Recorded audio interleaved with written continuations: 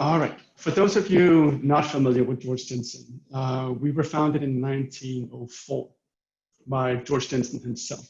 And while Jørgen will go into much greater detail about the beginnings of the company, what kind of products we produced, and everything, if we fast forward to today, the current product portfolio that we have in the company consists of four main categories. We have jewelry, watches, home decor, and fine silverware.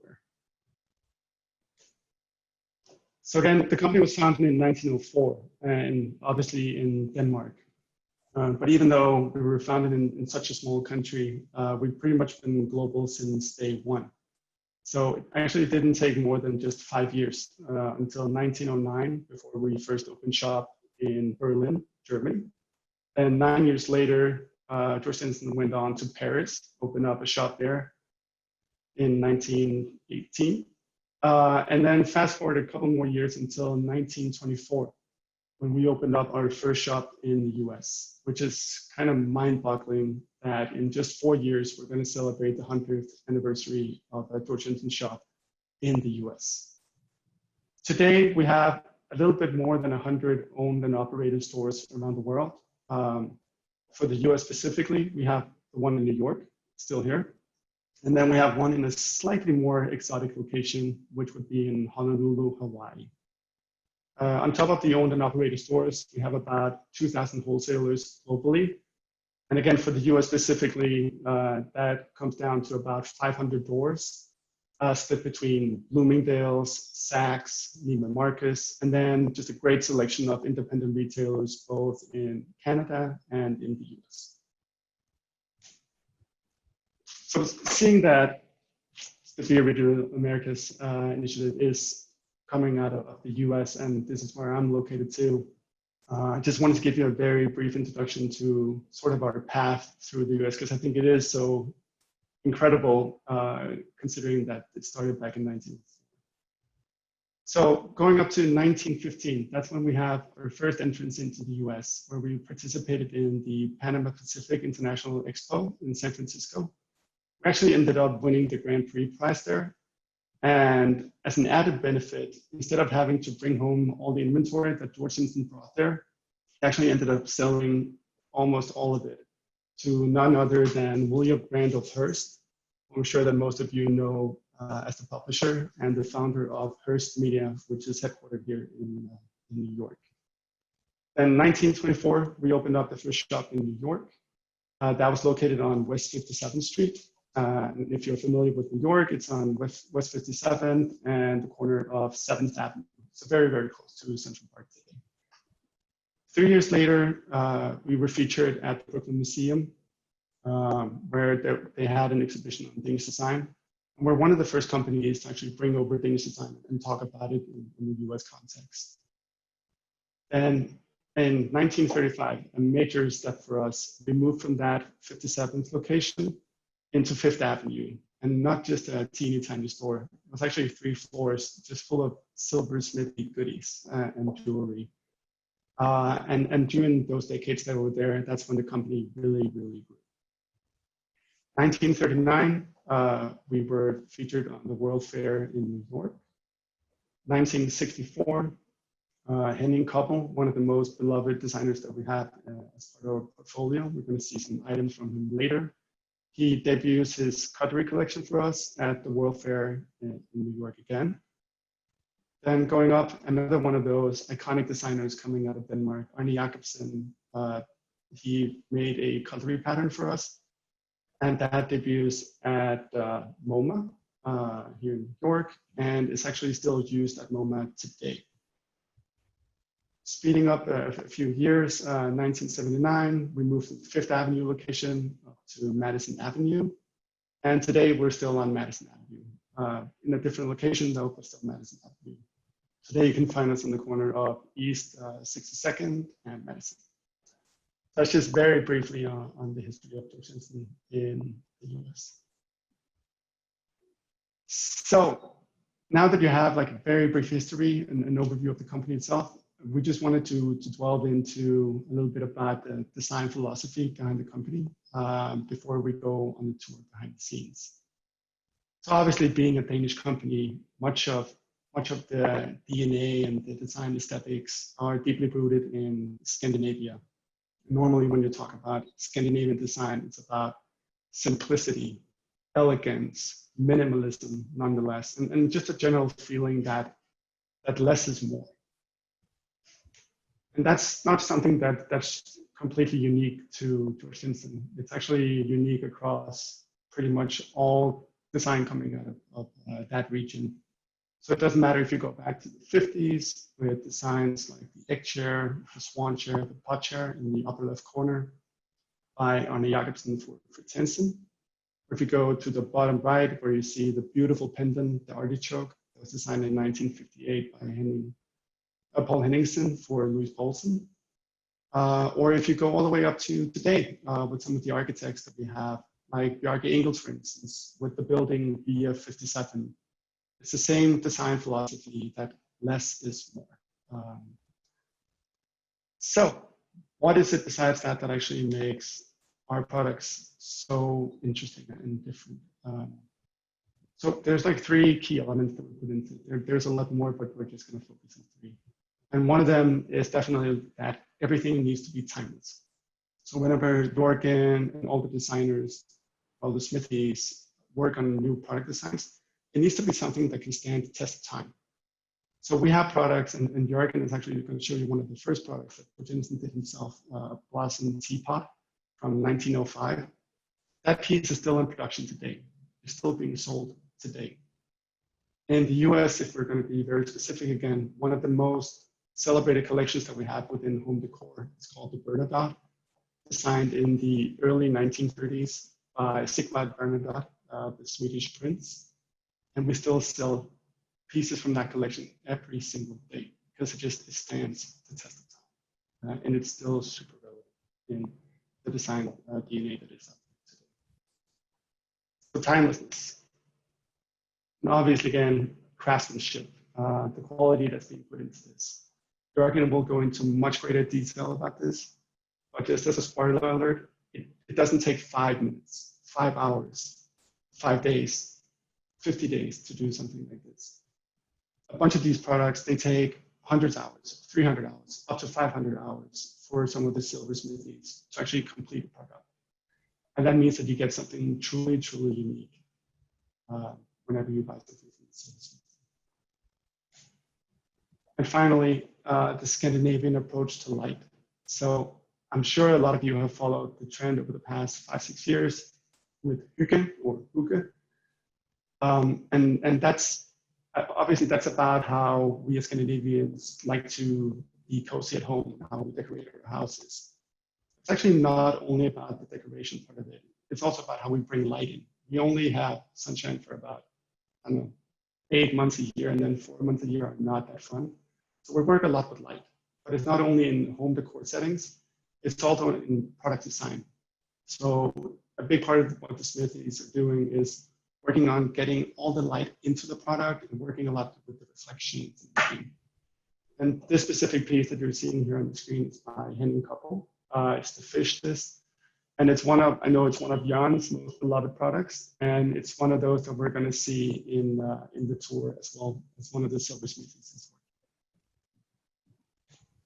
So just before I take you over to Jan and let him go through the tour, I just wanted to show and really emphasize one of the major cornerstones and one of the things that make us such a successful company. And that all comes down to the powerful collaborations that we've been able to do this times. It's not just something that we started doing in about 20 years ago. It's actually something that we did all the way back. So in 1905, I believe, is when Georg Jensen went out and did the first collaboration with Johan Rohl to create a specific pattern of cutlery. Since then, we've collaborated with Arne Jacobson all the way up in the corner, Viviana Toren, some of the more contemporary designers like Uki Sato from Nendo, Zaha Hadid. You see Kelly Wessler in here, who we did a home decor collection with a few years ago. And then actually just here on June 1st, we launched our newest collaboration, which is with the Norwegian architectural firm Snøhetta, which I'm sure many of you are familiar with. And with them, we went out and said, okay, we've never worked with planters. We've never worked with terracotta. So let's figure out a way that we can work with terracotta, mix it in with steel. And together with Snuheta, we just launched a new collection of indoor-outdoor planters. And in case you haven't seen it yet, I strongly urge you to go on the website after. And with that, I'm going to leave it over to Jørgen, who is not only going to give you a tour of the smithy, but to start with, he's going to give you an introduction to a very special relationship that we have with the Danish royal family. So here you go, Jørgen. Thank you, Jakob, for this very fine introduction. My name is Jørgen Jacobsen, and I'm heading our silver business here at Georg Jensen, which also includes taking care of the Silversmithing that we have here. And we have prepared a movie. Normally we have a lot of visitors here over the year, but this year is of course differently due to the situation with COVID-19 in the world. So we have prepared a movie that I hope will take you through some of the, not only on the silver side, but also the whole essential design language that Jakob also spoke about in his presentation, and which is a big part of our daily work here, not least in Copenhagen, but I guess also in other parts of Georg Jensen in the world.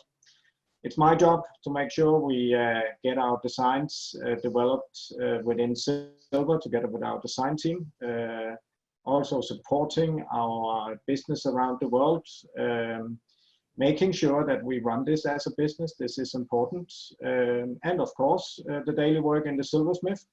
And we saw in your presentation, Jakob, a hand-coupled fish dish, which is basically the pinnacle of what a silversmithy of this quality that we have here, which is absolute top stuff in the world.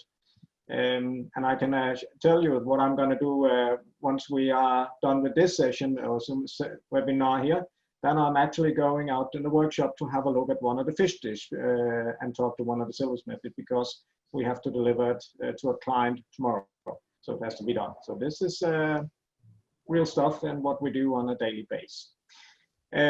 Also like to mention that we use, as you see on the screen now, there's a crown logo. That means that we are privileged because we deliver and have been doing that for many, many years.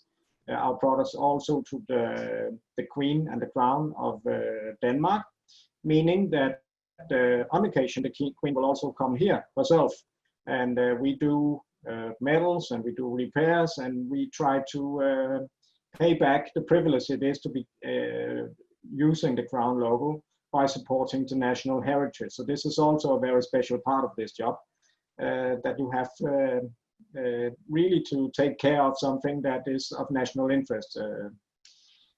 And now I think we should move on to our movie. And I think, Elisa, you have prepared something to start in a minute, and then we're ready for questions afterwards.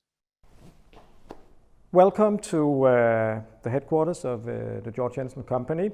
My name is Jørgen Jacobsen. I'm heading our business, silver business, which includes also taking care of our world famous silversmithy here in the middle of Copenhagen. To start with, I'd like to introduce you to the man, Georg Jensen. He basically trained different skills. When he was a young man, he went to a school to become a sculptor, and he would do sculptures like this, and actually quite a few sculptures. This was his passion. He liked to express himself and do sort of different things at a bigger scale, and he's made some really impressive sculptures, and some of them are still here. Another skill that he also learned was to become a goldsmith.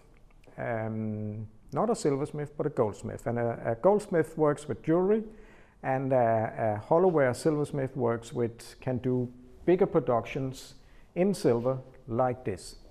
But a goldsmith can't do that. So when he started up, and he tried to start up different kind of business attempts, but he was not sort of successful being a sculptor. So he turns toward the jewelry and the goldsmith work, and this is the street where he sort of started up his very first shop. And that was here in Copenhagen, only about 4 kilometers from here. So you can go there in about 20 minutes from here. And you have to imagine that he would not be sitting in the front, but he couldn't afford such a high rent for a frontline shop. So he would be sitting in an apartment up here. So he would walk through this driveway, get up here, and this was his first workshop. So he had himself, he had an apprentice, and he had a goldsmith that he had hired, and then they started up. This is the first shop of the company from 1904. It's actually a copy, but it's almost as old. This is from 1910. And you have to imagine that within here, his works were hanging, at least some of them, to be presented, but he didn't have a front window or anything that he could present them in. So the apprentice would take these in the morning, this cupboard, and bring it down with the work that he, Georg Jensen and people helping him had done, hang it in front of the street outside. It was protected also against rain and snow and so on. And that was today's sort of showroom that back then, that was the way you could present your products. So you have to imagine that that would have been hanging around here. So he would walk down the stairs, put it up here to present this beautiful work. And that was how you did back then, to present your work. The style and the products that he did, he would make brooches, he would make pendants, he would make hair do's, he would make necklaces. He came with a new style, Art Nouveau style, and he combined it with different kind of stone, like amber, like agate, and moonstone. Not too expensive, so we're not talking diamonds and sapphires because he simply couldn't afford them. But he came with a style that made these products very appealing to and quite fresh. A lot of people liked them. That was something else, something new, and they were not too expensive, so they were affordable. Maybe not to everybody, but quite a few people would like this. And the situation would have been that somebody would have walked into his shop and say, Mr. Jensen, I would like to buy a nice brooch for my wife on some occasion. Can you come up with a suggestion? And then he would make a drawing. He would make maybe 2, 3 suggestions for the client until they sort of settle on, okay, it's gonna be looking like that. I want those kind of colors on the stone, and I want some green agates around it. And then they would settle on a price and he would do it. He became very successful within a few years, and thereby also generated cash, because to be able to move towards the bigger productions, which you will see in the silversmithy, it takes basically a lot of money to be able to buy a big silver sheet. If you cannot get that, you cannot do it. And I guess back then, for a young man with just starting his own business, you could not go down to the bank and say, I want a big loan so I can buy a lot of silver sheets. No, he had to make a success of himself to earn the money to be able to afford this. And he did. And within the first 2 years, he made a tremendous jump from this location. Soon he could afford a shop in the same street, and soon he could afford to open shops in the big cities of the world back then, Berlin, London, New York, Paris, and that was quite an achievement for such a young man. And I guess we can say today the name Georg Jensen is one of the most famous names for a Dane to carry in the world still. Now I think we should go into our silversmithy and have a look at how we do our work in there, and also talk a little bit about our design. Now we're in the silversmithy. We have around 20 people working here. Everybody that we have here, we have trained ourselves, because the style and the skills and the quality that you need to reach in this workshop, it is at so high level that we could basically hire people that were not trained here, but we would have to retrain them for 4 years to make them, turn them into what we need to have here.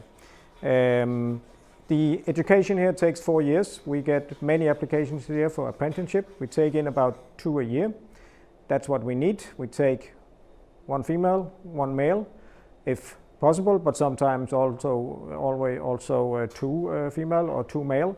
doesn't depend too much, but sort of we want to reach a level where we have about 50-50 of each. That gives sort of the best sort of mix of what we need to be working on in this workshop. When you start here, you have to remember that this Magnolia teapot, designed by Georg Jensen in 1905, comes from this silver sheet in 925 sterling silver. So this is where you start. Then you get some tube and some wire, also in silver. And then you get a drawing. And this is not the Magnolia teapot. This is another sort of very famous ball. It's called the Louvre Ball. And these are sort of copies of the original drawings, but the silversmith like to have them and work on them. And again, many years and generations of silversmith notes and coffee stains and whatever on these. And we have them here. So they are very charming, but also they give us some expression to work after. So this is what you have to learn to do using this.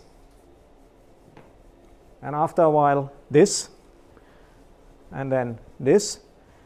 So you cut out the silver that you need based on what you know from the drawing. And then you start filing, hammering, heating it up. Every time you hammer on a piece of silver, you have to heat it up again to make it soft, and the molecules will fall in place. And every time you heat it up and it becomes almost fluent, it comes a little bit out of shape, and you have to recreate that shape. So that's what makes it hard for a silversmith, to make sure that you end up with a result which is extremely beautiful, like this, which is still in production more than 100 years ago since this design was made. People will walk into one of our shops around the world and say, "This is fantastic, I really enjoy this design, I'll take one." The price for something like that is about $25,000 US, so it's quite a lot of money. So you need a really good design, and you need some really good craftsmen to convince your clients that this is worth spending that much money on.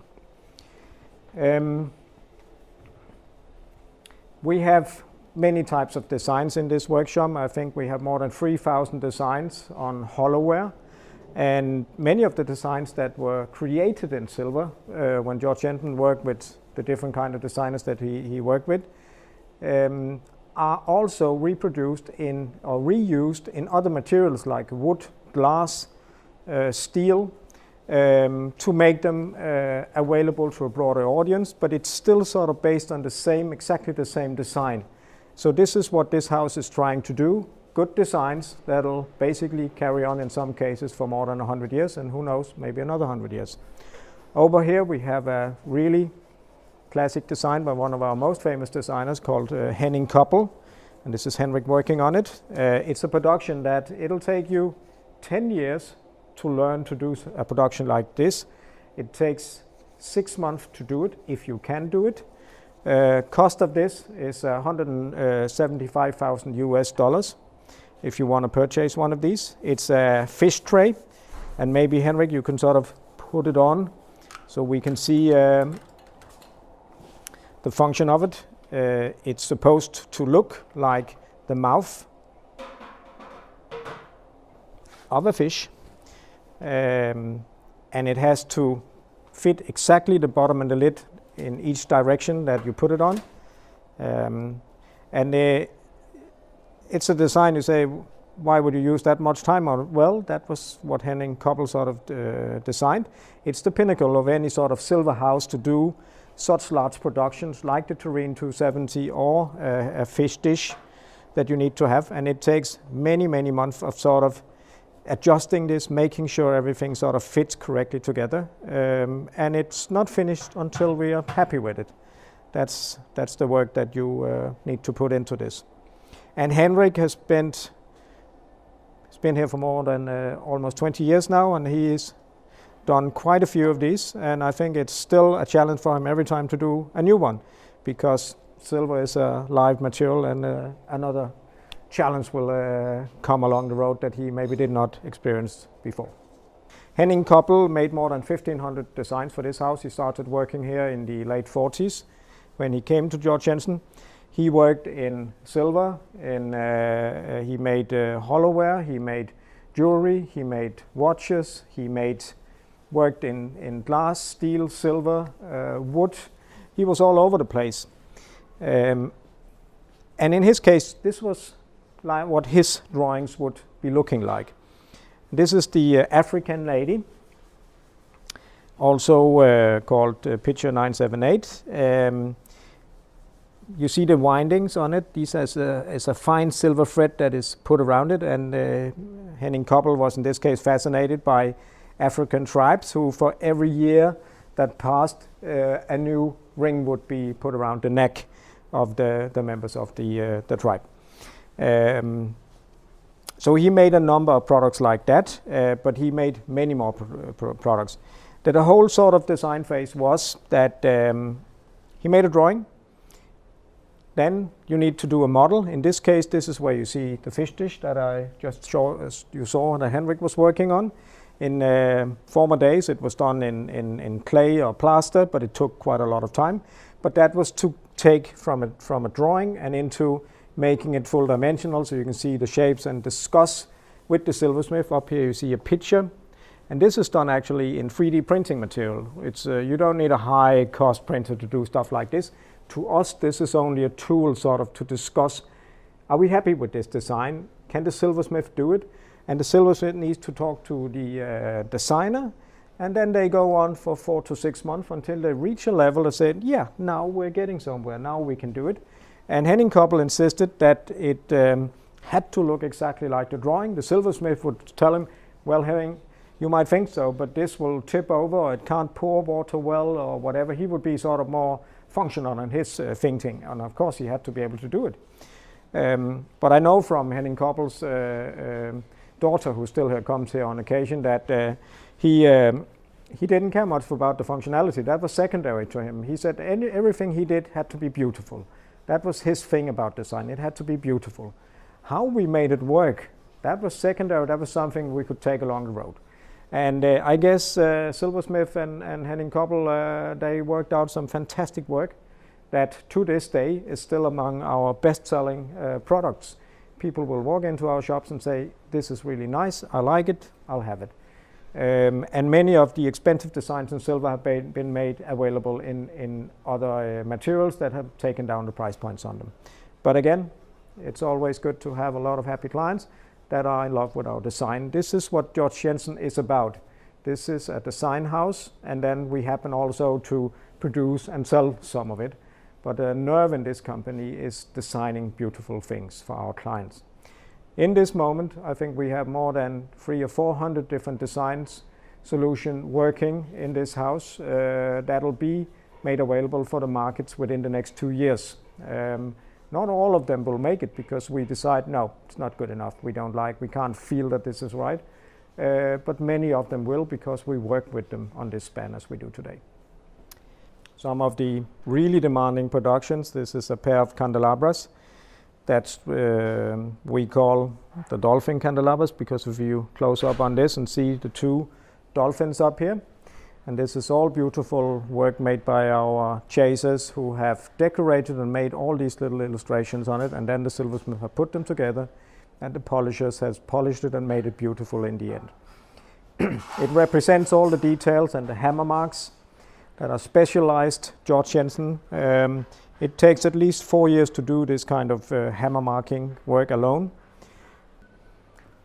These are medals that we do for the Royal Danish Court. In Denmark, it's a tradition that if you served your company loyal for 40 or 50 years, you can get decorated with a medal of honorary for loyal service. So you get this presented by the Queen of Denmark, and as we are allowed to use the crown logo here at Georg Jensen, it's been a tradition since the company basically started up in 1904 that we do special products and help maintaining products for the castles in Denmark. It is to us also a national heritage, so it is something that we feel not only is a client, but it's a privilege to help out the national heritage and keep that alive. It's very complicated work to do something like that, but when you think about what the use of it is, it's quite a happy and meaningful work. Over here we have different kinds of silversmith. This is Michael sitting here. Michael is a third generation silversmith working for us, and his grandfather started working for the company in 1920 directly under Georg Jensen himself. So he would have been the guy sort of telling him in the morning, "You're late." So sometimes we joke a little with that. Michael is now working on a very beautiful bonbonniere, and this is the lid for it. You see the details that were done by another type of silversmith that we have, which are the chasers, and they would decorate all these little details like flowers and ornaments and what you could think of. Then this is cut off, and then you have a beautiful lid. The chasers, they are the ones that sort of hammer little flowers and beautiful details into the silver. It's a very different kind of way of working like the other silversmith. And what they use is many of these little chisels. Each chaser might have more than 200 different chisels, which they have to do themselves. You cannot buy the tools that we use here. So this is also a part of your training. And when we take in apprentice, looking at the chasers, it's very important that you can make a drawing of what you're going to end up hammering, because if you can't do that, you're not gonna make it, because it has to look exactly right, like intended. Cutlery side, we also do all our handmade cutlery here in the workshop. This is the Blossom cutlery, designed also by Georg Jensen. And if you take a look at this sort of samples that we did to show how you do make cutlery, it actually starts with a tube of 925 sterling silver, and then the silversmith take a big hammer and then he hammers it into shape. And in the end, and this is after about a week, it starts looking something like that. Still some way to go. And then it ends up looking like this, and you see all the little details, the magnolia flower, the grapes, the hammer marks. So it's very sort of Georg Jensen classic, this kind of cutlery. Some of the biggest cutlery series that we have would contain up to 250 different pine parts. And this is the Bernadotte, Sigvard Bernadotte. This is the a Swedish prince that made a lot of designs in the 30s for Georg Jensen. And you would think, why would you have all this cutlery? Well, if you have 7 kind of different sauces, then you of course need 7 different kind of sauce ladles to pour them up with. And that could be one for white sauce, one for brown sauce, one for strawberry sauce. And then it easily adds up to a very high number. And then of course, would anybody buy this today? Well, yeah, actually quite a few people do. Maybe not the full series, but they start collecting and go on because they think it's a beautiful design that's appealing to them. This is a very special project that I'd like to mention also. This is the Turin 270, and every year we sort of go into our archives where we have more than 18,000 drawings from our past and find something that would be sort of very special and which we have not done for many years. This was a photograph made in 1918. Only one was ever made. We do not know if it still exists. We don't actually have a real good drawing of it. So we decided we'd take the photograph. 1 year later, by the use of 4 of our best silversmiths, it looks like this.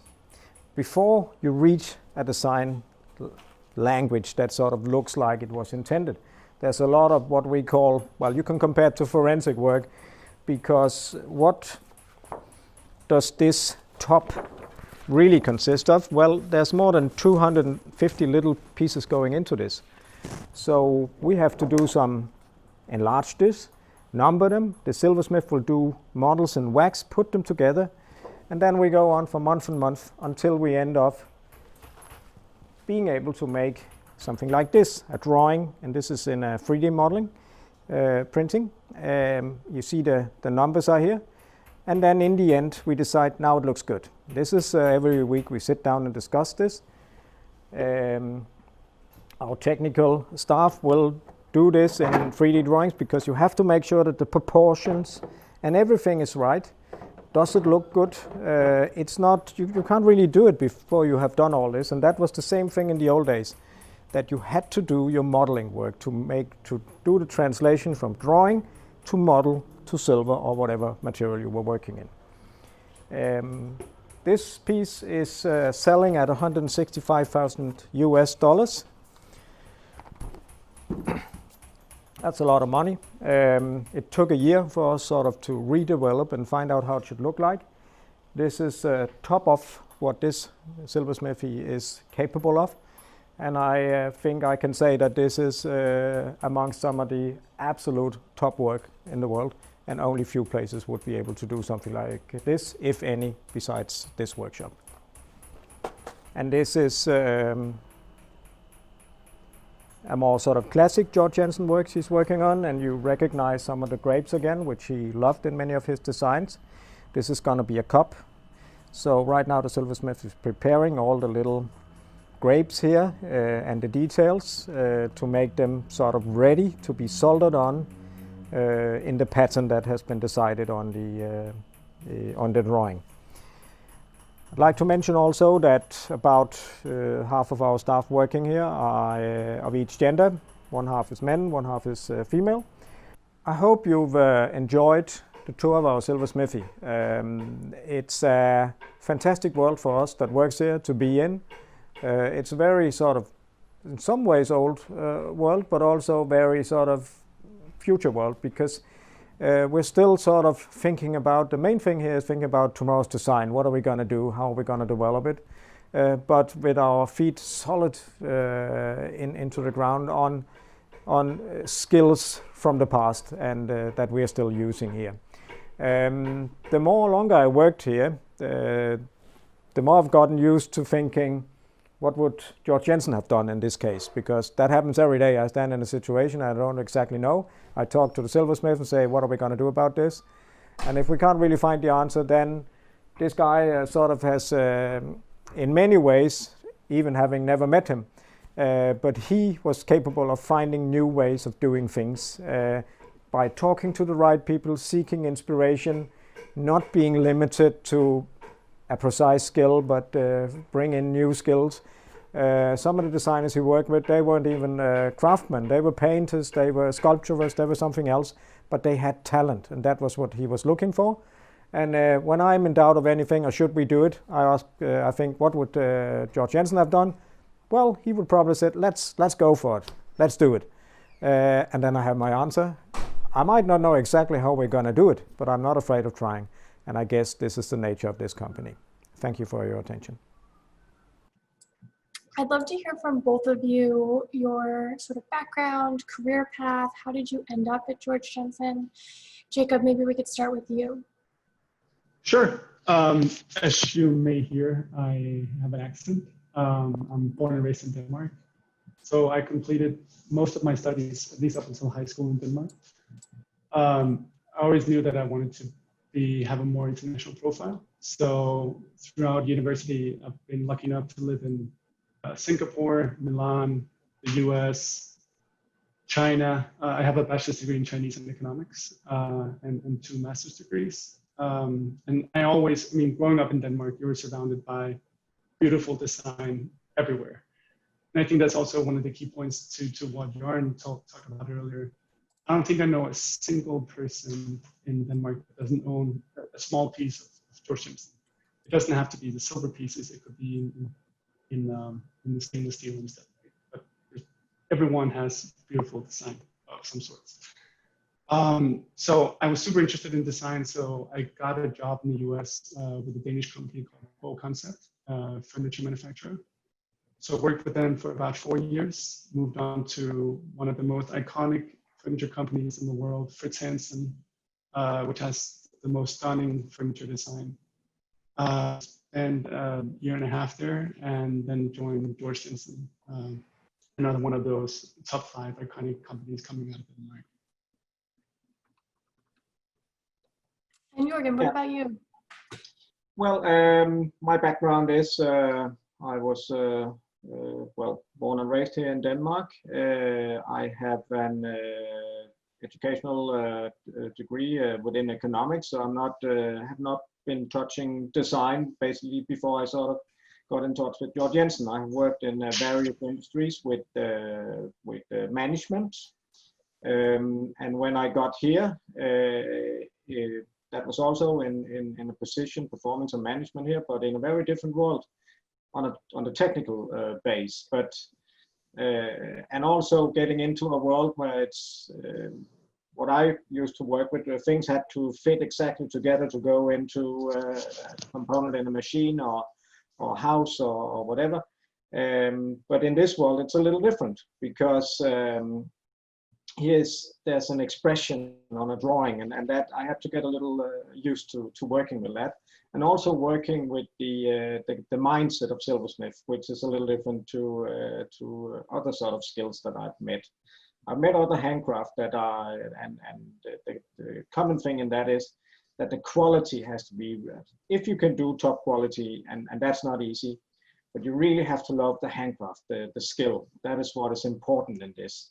The design is a little different. That's something else. That's not the silversmith, but combining those two, that's really challenging. And yeah, it gets a habit and it gets hard to get out of again, I can tell you.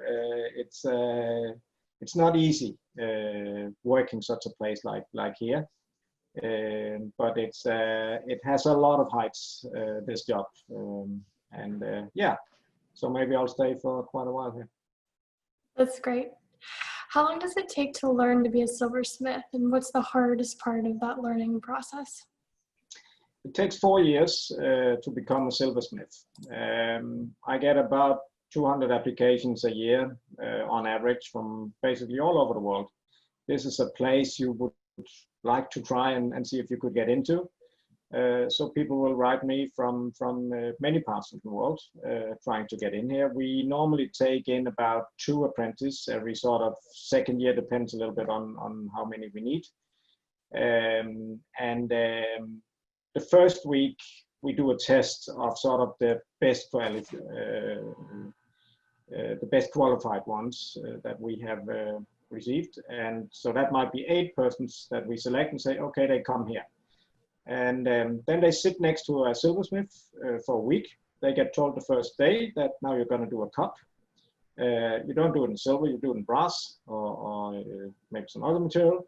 And then you basically start working like a silversmith here at this workshop would work. Of course, you cannot do it exactly right, but we watch what the hands are like. Are they like this or that?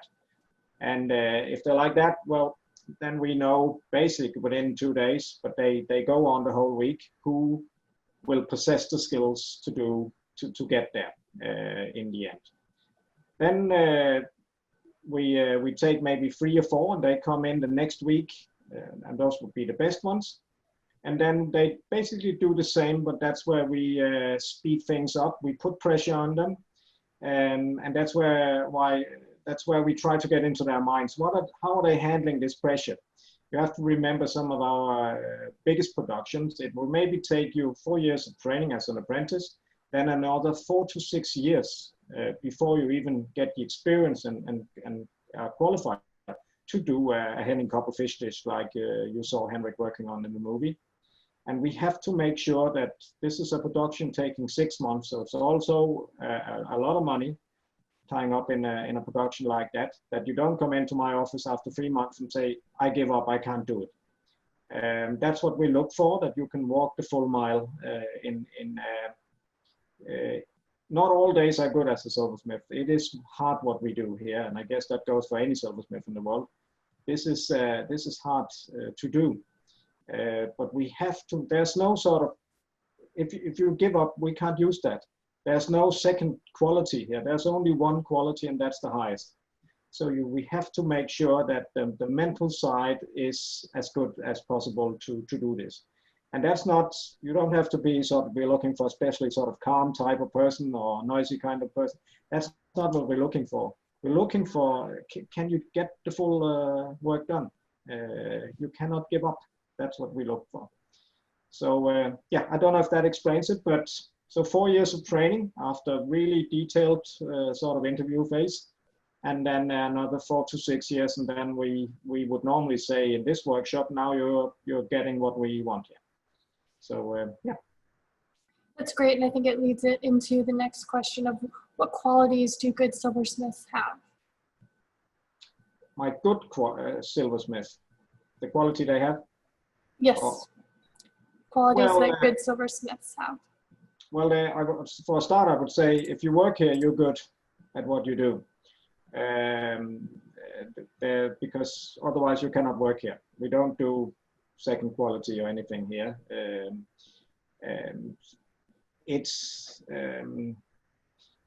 Yeah, what qualities do they have? I have one guy, he's a third generation silversmith, as I mentioned in the movie, Michael, and we sometimes we don't exactly know how he does it, but it's like, so he comes, he puts his hand on it, and then he finds a way to get it done. And that's hard to describe what the quality is. Of course, if you can oversee a production that will take 6 months and do it on time, because everybody here works on time, that's also important to mention. As our silversmiths say, and they set the times themselves, this is not me doing that. They say anybody, if you have all the time in the world, anybody can do it. But that's also a part of your training and quality that you need to have, that you do it on time. So I would say that's important, that you get the right quality, you deliver on time, you don't panic. It's hard work. It's important that you possess the ability to come into my office and say, Jørgen, I need to do something else today. I'm not up for it, because you can easily ruin a big production if you don't treat it right. So that's also, so there's basically a lot of small things that is important. But I would say the skills, of course, but also the mentality is very, very important, that you stay calm and can do this. This is tricky stuff that we do here. Yeah. Thank you. One of the students writing in was in Copenhagen last summer with her class, and you gave them a tour of the workshop. She says, thank you, it was a once-in-a-lifetime opportunity. Are all Georg Jensen pieces handcrafted, even the jewelry and stainless steel works? Or are there any pieces that are mass manufactured? Yeah, if you look at our products, everything we do in the silversmithy, that is handcrafted from starting point to the end. We produce in Denmark. We produce at a high wage level compared to many other parts of the world. So of course our productions become quite expensive to produce, and they must carry a high sales price, of course, to make sure that this is it's a business that we do here. So we have to have a return on what we do. Not anybody can buy a fish dish or a pitcher at the price points that we set our products here, and then you turn to other kinds of production. So if you do a pitcher in steel, no, it's not handcrafted the way we would produce it in the silversmithy, because then it would become much too expensive. But it's still made out of the basic rules that we have to produce something like that. So if we have a factory, and we have another factory here in Denmark doing products, which is sort of more industrialized than what we do here, and that is to be able to reach price points. So you have to do it in a different way, but it's still under the high quality and design aspect that has to be compelled to our products, and at a high quality. That is a main factor in anything we do. The quality must be right. So yes, there are some products that you say they're not handcrafted, they're sort of more in an industrial way made. If you look at the jewelry, well, we do all our jewelry ourselves, one big factory where hundreds of golds and silversmiths will be working the same way as you saw here. So I would say for at least 70 to 80% of our sort of products in the market are done by hand, yes. Wow. Throughout your career, do you find any behavioral changes or attitude changes of customers towards silverware? And how does Georg Jensen's strategy towards that change? Well, 40 years ago, people would buy a lot of silver for using it in their households, basically, tea and coffee sets and things like that. Today's client is, and it's been like that for 20, 30 years now, but it's increasing, is more sort of design client. People are buying for their homes. It has to be beautiful. This is very important.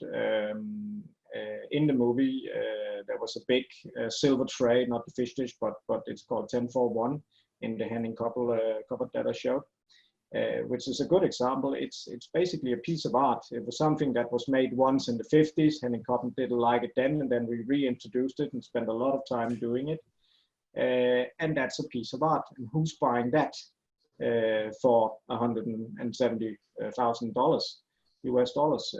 Well, that would also be companies looking for some really nice interior design or decoration in the hallway,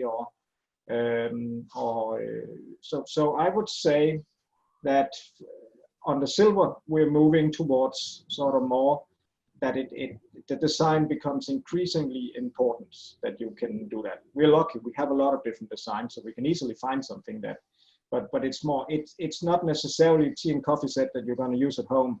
That's a market, but it's not sort of the future growing market as I see it.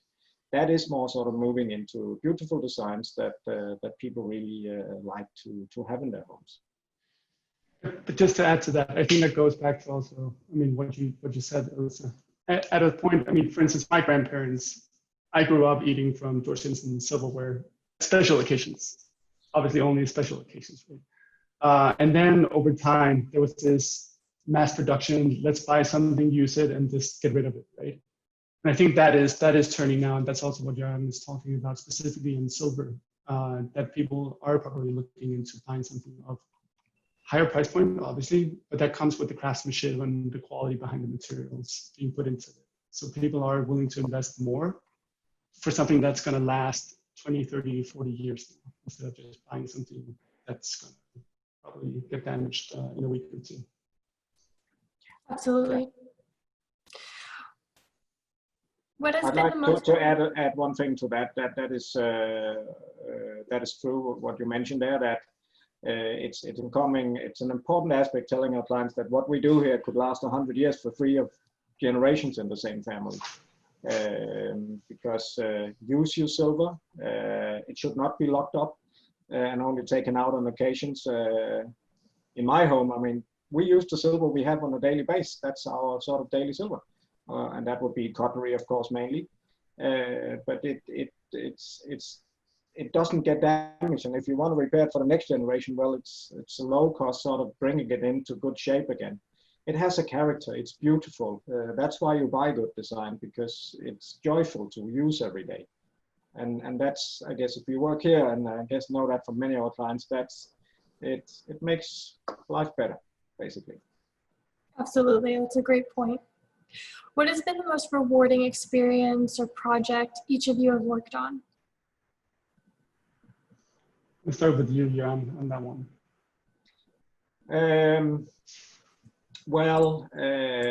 We've done some really great collaborations with some really great design names. It's always really, really good experience that when both parties sort of reach a higher level that the entry point was, because today's designers, they don't necessarily know about silver.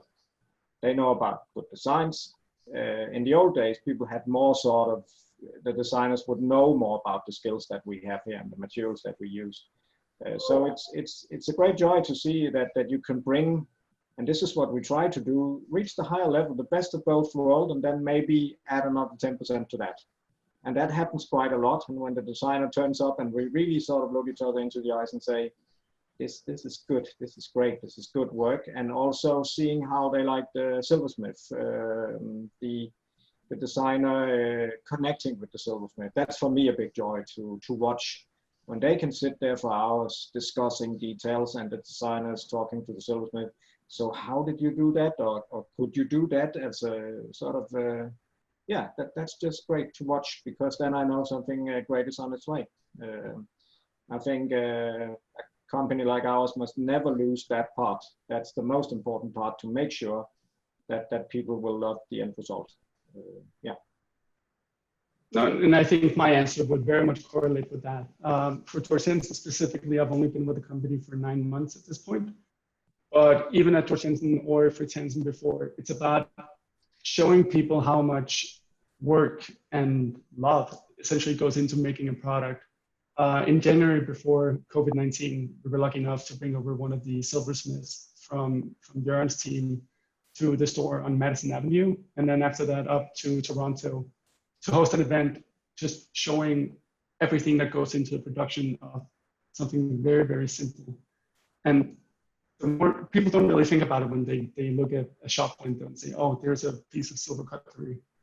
But once you actually get to sit down with the silversmithy, you learn more about the process. You see all the hard work that's being put into this. Just again, it goes back to the joy that Jan talked about before. Every time he brings up his silver cutlery at home, it adds a specific sense of joy to him. And I get the same thing when I use, whether or not it's furniture or silver pieces, but also the aha that people sort of get when they see, holy wow, it's not just being mass produced somewhere. There's a lot of stuff that goes into every single product. That's great. Unfortunately, I think we're out of time for today. But before we wrap it up, I have one last question. Do you have any final words for the students who are tuning in today? Jørgen, I think we can start with you. Well, what I've learned after I've been here for 7 years at Georg Jensen and getting so exposed to both design and the history in this company, I'd say it takes, if you have the passion and the talent, it takes a lot of hard work to go to achieve your dreams, but it's possible. But there's no sort of free rides if you work with designs and want to go there. But the most important thing is that you have the passion and the right feeling for it, and yeah, work hard on it. You're not going to make it first time, maybe not second, third time, but you will eventually. So you can say it's not sort of this is not sort of a Van Gogh work or something that it's not a magic touch. And I would like to say that to everybody, that work hard, pursue your interest, follow your dream. Don't be disappointed if it doesn't work the first time. Go on, because many of the designers we've been working here, they didn't make it in the first go. And it could take years to become successful. So yeah, so I guess that's what I will be my final words here. Don't know about you, Jakob?